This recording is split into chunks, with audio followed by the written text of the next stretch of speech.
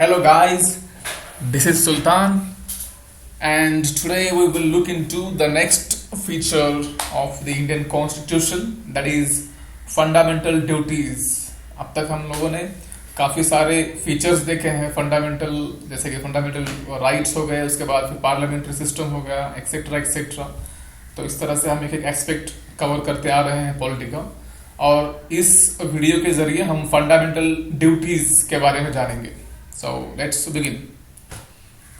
First, fundamental duties are based on the theory known as the state does not create rights, it only recognize it. मतलब state अपने citizens को अधिकार देता नहीं, बल्कि उनके अधिकारों को पहचानता है और उसको रेगुलेट करता है. यह है मेन बेसिक थ्योरी, जिससे हर सिटीजन को फंडामेंटल राइट्स मिले हैं और कुछ लीगल राइट्स भी मिले हैं. So it is not the only side of the right, and we can see few more aspects. Okay, so rights are not created by state. तो इसमें से पहले तो ये मालूम पड़ता है कि जो नागरिकों के अधिकार हैं वो अधिकार किसी देश ने दिए नहीं है या फिर किसी स्टेट ने दिए नहीं है, बल्कि ये अधिकार इंसान को उसके जन्म से ही मिले हुए हैं, by the nature we can say. So individuals are born with the rights. Then उसके बाद अगर देखते हैं सोशलिस्ट आइडिया, उनका सोशलिस्ट व्यू क्या है. So they say rights can be enjoyed only when there is the duty and the duty is perform. हम अपने अधिकारों का उपभोग तभी कर सकते हैं जब हम अपनी ड्यूटी का सही से परफॉर्मेंस दे, अपनी ड्यूटी निभाए. So USSR was the first country to introduce fundamental duties into the constitution. Please remember this. USSR was the first country to introduce fundamental duties into the constitution. उसके बाद फिर हम लोगों ने यूएसएसआर से inspiration लेकर अपने कॉन्स्टिट्यूशन में फंडामेंटल ड्यूटीज को ऐड किया है. Then comes Indian founding fathers did not felt the need of the fundamental duties. तो अपने फाउंडिंग फादर जो थे, जिसे हम कहते हैं कॉन्स्टिट्यूशन फ्रेमर्स, तो जब वो कॉन्स्टिट्यूशन बना रहे थे तो उस वक्त भी फंडामेंटल ड्यूटीज की बात उठाई गई थी, लेकिन कॉन्स्टिट्यूएंट असेंबली ने उस डिमांड को रिजेक्ट किया और कहा कि हमें फंडामेंटल ड्यूटीज की फिलहाल तो जरूरत नहीं है. सो जब कॉन्स्टिट्यूशन बना उस वक्त फंडामेंटल ड्यूटीज को कॉन्स्टिट्यूशन में शामिल नहीं किया था. Then incorporated DPSP for the state.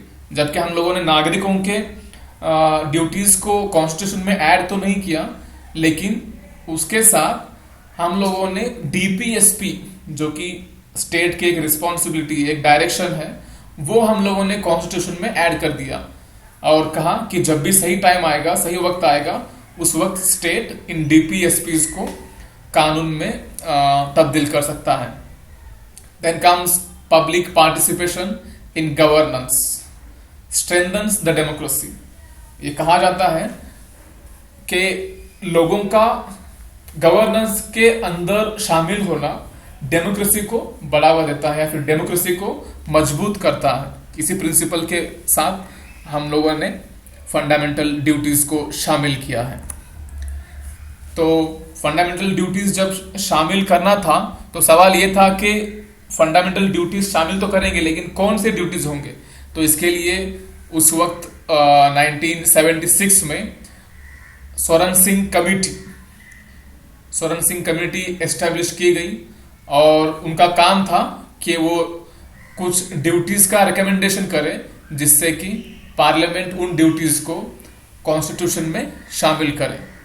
तो सोरेन सिंह कमेटी ने कहा, the citizen should become conscious that in addition to the enjoyment of rights they have certain duties to perform as well.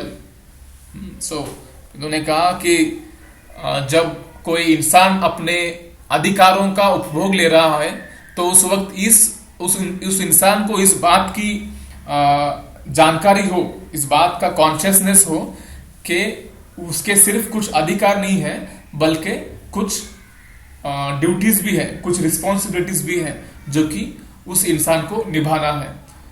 तो इसी के साथ स्वर्ण सिंह कमेटी ने 8 ड्यूटीज रिकमेंड किए, कहा कि पार्लियामेंट इन 8 ड्यूटीज को कॉन्स्टिट्यूशन में ऐड कर सकती है। उसके बाद फिर 1976 में ही 42nd अमेंडमेंट इनेक्ट किया गया।